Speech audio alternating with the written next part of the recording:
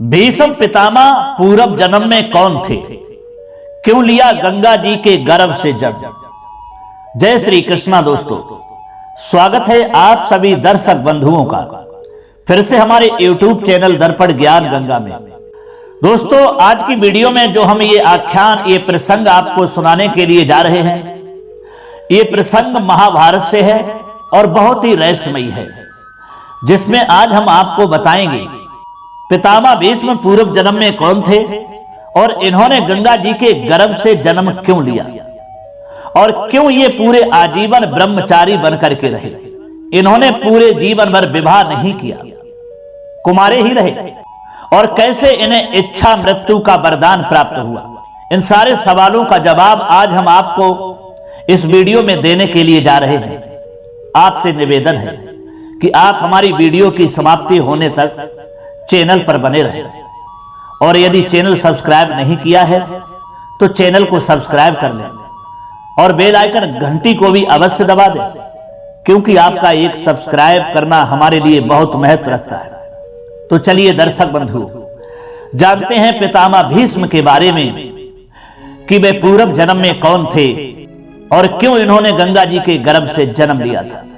पितामह भीष्म के बारे में तो आप अच्छी तरह से जानते ही हैं कि महाभारत में ये पितामह भीष्म जो थे एक प्रमुख पात्र थे, और ये कौरवों व पांडवों के पितामह थे।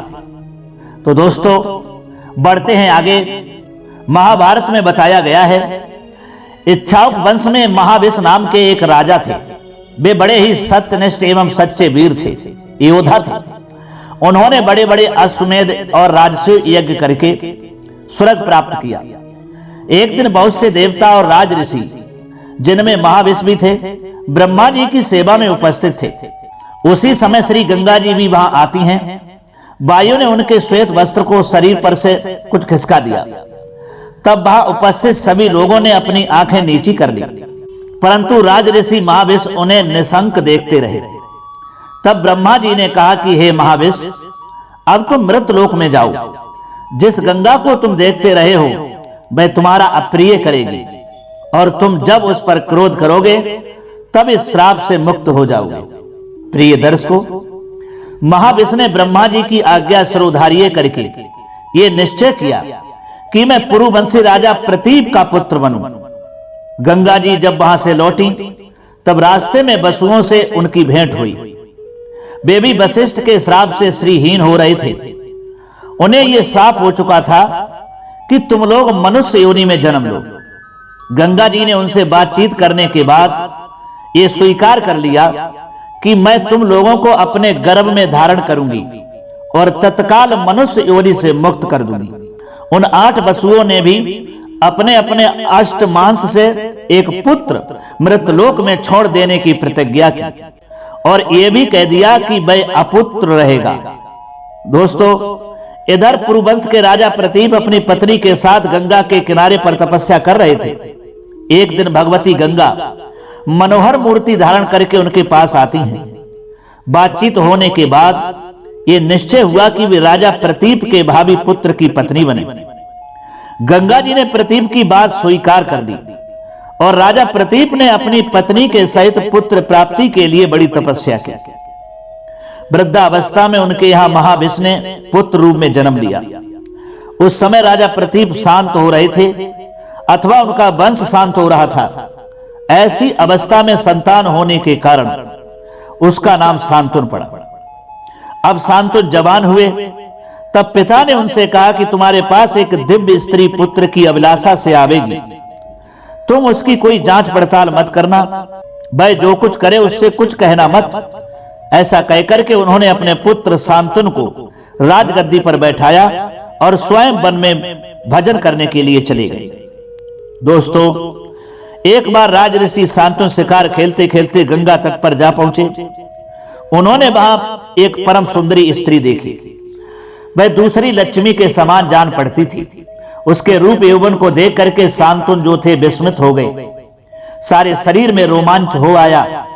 इस प्रकार देखने लगे मानो नेत्रों से पी जाएंगे। उस दिव्य स्त्री के मन में भी उनके प्रति प्रेम उमड़ आया।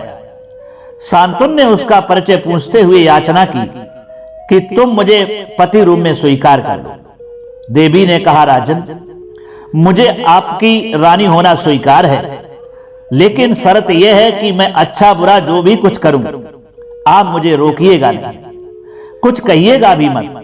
जब तक आप मेरी यह शर्त पूरी करेंगे तब तक मैं आपके पास रहूंगी, और जिस दिन भी आप मुझे रोकेंगे या कड़ी बात कहेंगे, उसी दिन मैं आपको छोड़ करके चली जाऊंगी। दोस्तों, राजा शांतनु ने उसकी बात स्वीकार कर ली।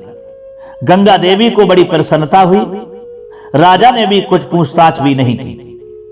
राजऋषि शांतनु गंगा जी के शील, सदाचार, रूप, सौंदर्य, उदारता, आज सद्गुण और सेवा से बहुत ही आनंदित हुए।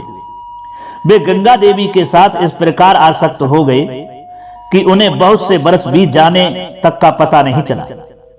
अब तक गंगा जी के गर्भ से 7 पुत्र उत्पन्न हो चुके थे, परंतु ज्यों ही पुत्र होता था त्यों ही गंगा जी गंगा की धारा में उसे डाल देती थी।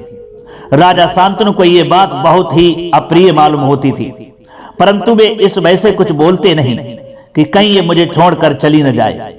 7 पुत्रों की यही गति हुई। 8वां पुत्र होने पर भी वे हंस रही थीं। राजा शांतनु को इससे बड़ा दुख हुआ और उनके मन में ये इच्छा हुई कि वह पुत्र मुझे मिल जाए। उन्होंने कहा, अरे तू कौन, किसकी पुत्री है? इन बच्चों को क्यों मार डालती है? अरे मार, अरे तू कैसी माँ है? माँ तो माँ होती है, माँ बच्चे को जीवन दान देती है, और तू तो इनको मार करके खुद ही डायन बन गई है।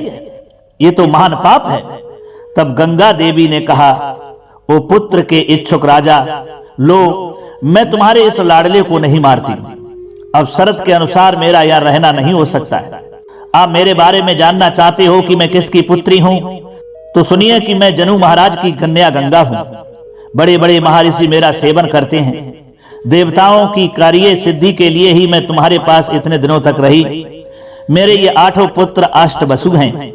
वशिष्ठ के श्राप से इन्हें मनुष्य योनि में जन्म लेना पड़ा था। उन्हें मनुष्य लोक में तुम्हारे जैसे पिता और मेरी जैसी मां नहीं मिल सकती थी। वसुओं के पिता होने के कारण तुम्हें अच्छे लोक मिलेंगे।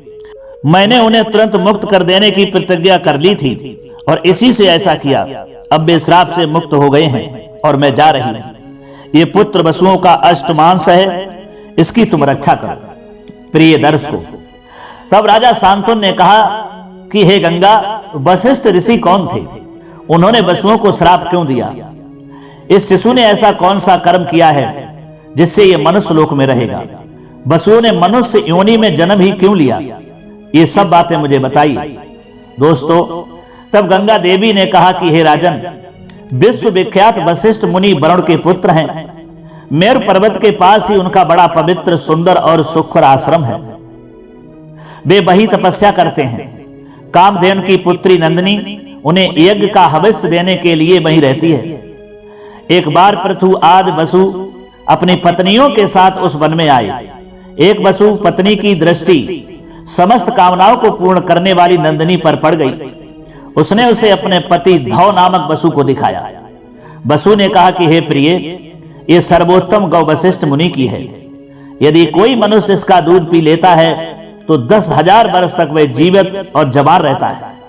वसु पत्नी ने कहा कि मैं अपनी सखी के लिए ये गाय चाहती हूं, तुम इसे हर ले चलो। अपनी पत्नी की दोस्तों बात मानकर धौ नामक वसु ने अपने भाइयों को बुलाया और वह गाय को हर ले और उस गाय को चुरा के ले गए। वसु को उस समय इस बात का ध्यान ही नहीं रहा कि ऋषि बड़े तपस्वी है और वे हमें श्राप देकर देव योनि से च्युत कर सकते हैं। प्रिय दर्शकों, उधर जब महर्षि वशिष्ठ फल फूल लेकर के अपने आश्रम पर आते हैं, तब सारे वन में उस गाय को ढूंढने पर भी उन्हें अपनी वो गौ नंदिनी नहीं मिली। उन्होंने दिव्य दृष्टि से देखकर वसुओं को श्राप दिया। वसुओं ने मेरी गाय हर ली है, इसलिए मनुष्य योनि में उनका जन्म होगा। जब परम तपस्वी और प्रभावशाली ब्रह्म ऋषि वशिष्ठ ने वसुओं को श्राप दे दिया और उन्हें ये बात मालूम हुई, तब वे उन्हें प्रसन्न करने के लिए नंदिनी सहित उनके आश्रम पर आए। वशिष्ठ ने कहा, और सब तो एक एक बरस में ही मनुष्य योनि से छुटकारा पा जाएंगे, और विनती करने लगे कि हे महाराज, हे वशिष्ठ, मुझसे बहुत बड़ी भूल हो गई है, मुझे आपके बारे में अवगत नहीं था, मुझे क्षमा करें। तब वशिष्ठ कहते हैं ठीक है, और सब तो एक एक बरस में ही मनुष्य योनि से छुटकारा पा जाएंगे, परंतु ये धौ नामक वसु है ना, अपना कर्म भोगने के लिए ये बहुत दिनों तक मृत लोक में रहेगा। मेरे मुंह से निकली बात कभी झूठ नहीं हो सकती है। ये वसु भी मृतलोक में संतान उत्पन्न नहीं करेगा, साथ ही अपने पिता की प्रसन्नता और भलाई के लिए स्त्री समागम का भी त्याग कर देगा। दोस्तों, वशिष्ठ जी की बात सुनकर के सबके सब मेरे पास आए और ये प्रार्थना की कि हमें जन्म लेते ही तुम अपने जल में फेंक देना। दोस्तों, गंगा जी कहती हैं राजा शांतनु से, इस प्रकार वशिष्ठ जी की बात सुनकर के सबके सब मेरे पास आए और ये हमसे प्रार्थना की कि हमें जन्म लेते ही तुम अपने जल में फेंक देना। मैंने स्वीकार कर लिया और वैसा ही किया है। ये अंतिम शिशु वही धौ नामक वसु है, ये चिरकाल तक मनुष्य लोक में रहेगा। ये कहकर के गंगा जी उस कुमार के साथ ही अंतर्ध्यान हो गए। प्रिय दर्शकों, राजा शांतनु बड़े मेधावी, धर्मात्मा और सत्यनिष्ठ राजा थे। बड़े बड़े देव ऋषि और राज ऋषि उनका सत्कार किया करते थे। इंद्रिय निग्रह, दान, क्षमा, ज्ञान, संकोच, धैर्य और तेज उनमें स्वाभाविक रूप से विद्यमान थे। वे धर्म नीति तथा अर्थ नीति में निपुण थे।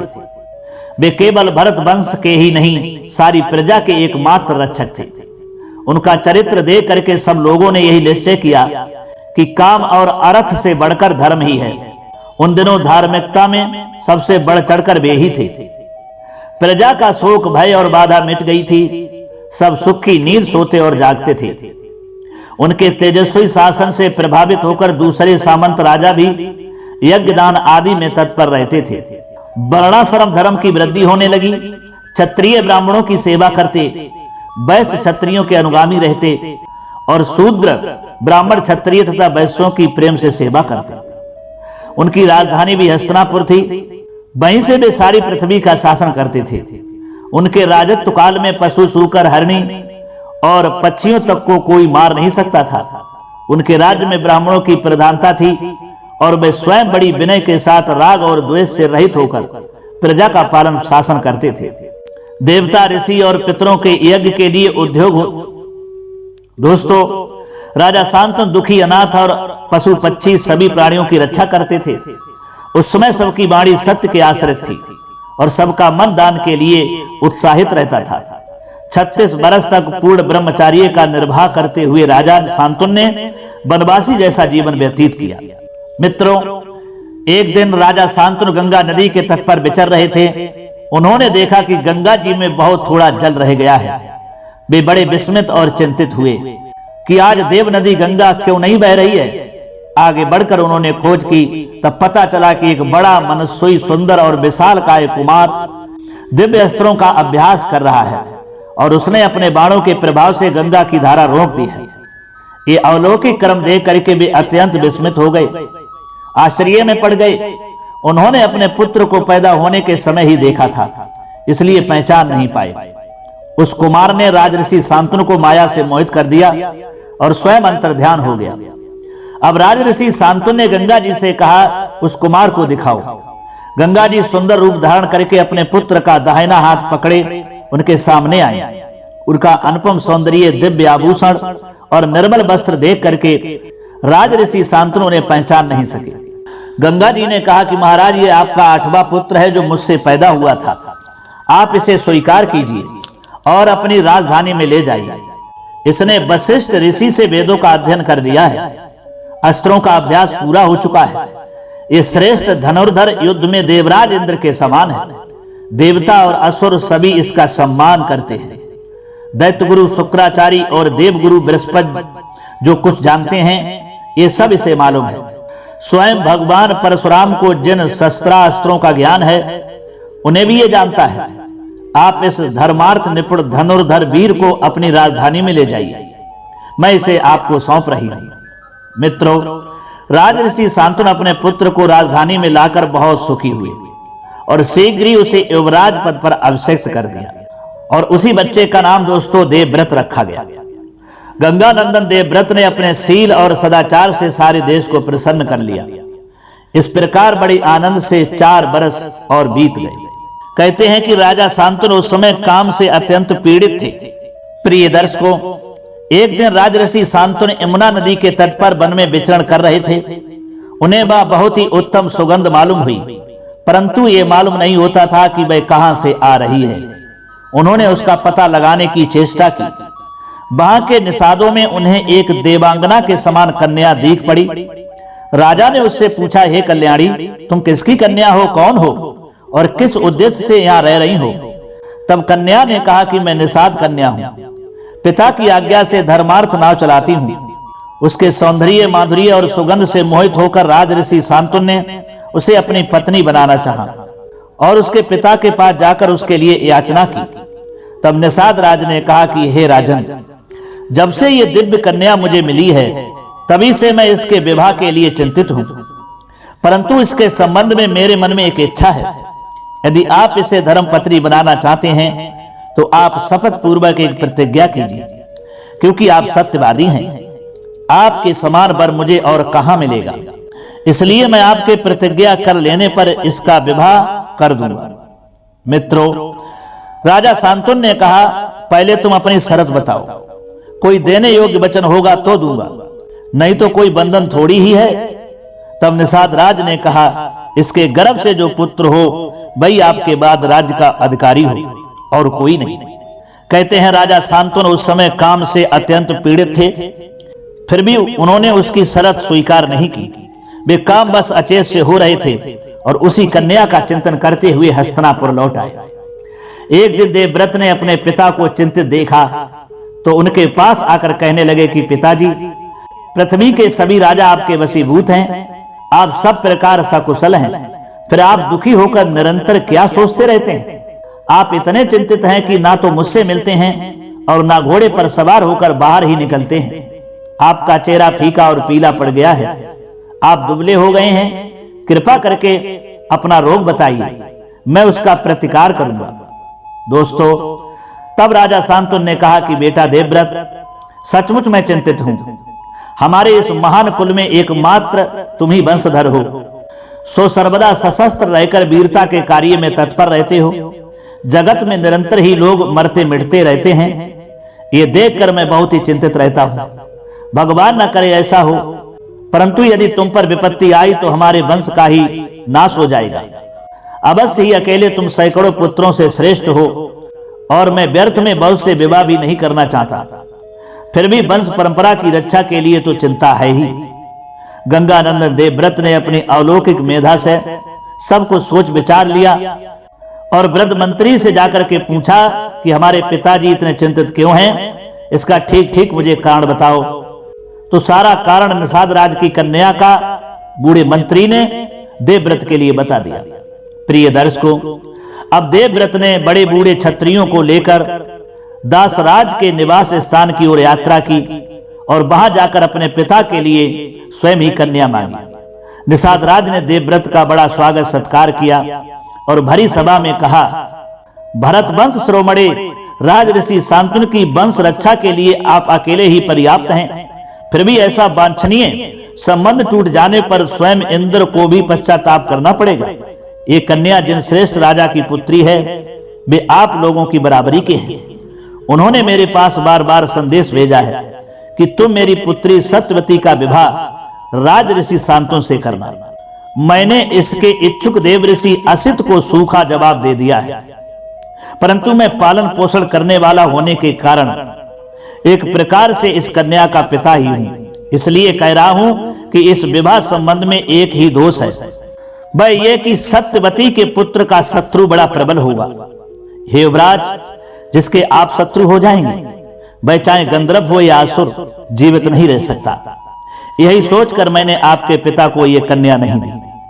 गंगानंदन देवव्रत ने निषाद राज की बात सुनकर क्षत्रियों के समाज में अपने पिता का मनोरथ पूर्ण होने के लिए प्रतिज्ञा की और कहा कि हे निषाद राज, मैं शपथ पूर्वक ये सत्य प्रतिज्ञा करता हूं कि इसके गर्भ से जो पुत्र होगा वही हमारा राजा होगा। मेरी ये कठोर प्रतिज्ञा अभूतपूर्व है और आगे भी शायद ही कोई ऐसी प्रतिज्ञा करे। उधर निषाद राज अभी और कुछ चाहता था। उसने कहा कि हे युवराज, आपने सत्यवती के लिए जो प्रतिज्ञा की है वह आपके अनुरूप ही है, इसके संबंध में मुझे कोई संदेह भी नहीं है। मेरे मन में एक संदेह अवश्य है कि शायद आपका पुत्र सत्यवती के पुत्र से राज्य छीन ले। देवव्रत ने निषाद राज का आशय समझ करके क्षत्रियों की भरी सभा में फिर कहा कि हे क्षत्रियों, मैंने अपने पिता के लिए राज्य का परित्याग तो पहले ही कर दिया है, अब संतान के लिए आज निश्चय कर रहा हूं। हे निषाद राज, आज से मेरा ब्रह्मचर्य अखंड होगा। संतान न होने पर भी मुझे अच्छे लोक की प्राप्ति होगी।